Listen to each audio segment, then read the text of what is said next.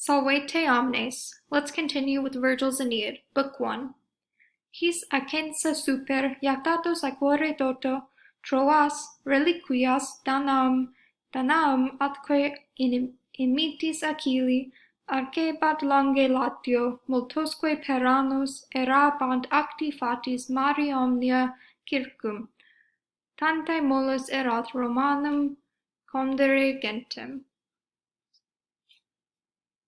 Having been incensed, moreover, by these things, she, the subject here is Juno, implied, she was keeping the Trojans, having been tossed on the entire sea, the remnants of the Greeks and of fierce Achilles, far off from Latium.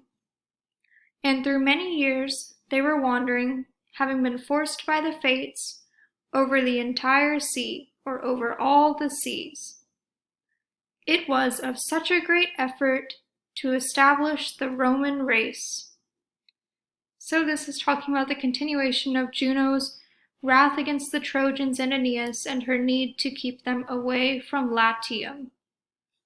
Up here, this is modifying Juno, our subject.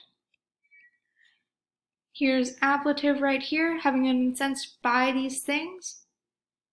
Ablative of cause, I would say. Aequore toto, another ablative.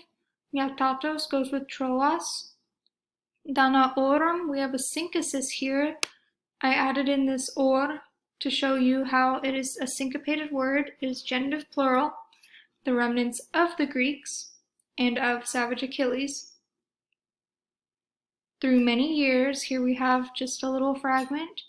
They were wandering, having been forced, referring to the Trojans, by the fates, over all the seas. Here we have a genitive, which is not usually expected. It was of such a great effort to found the Roman race.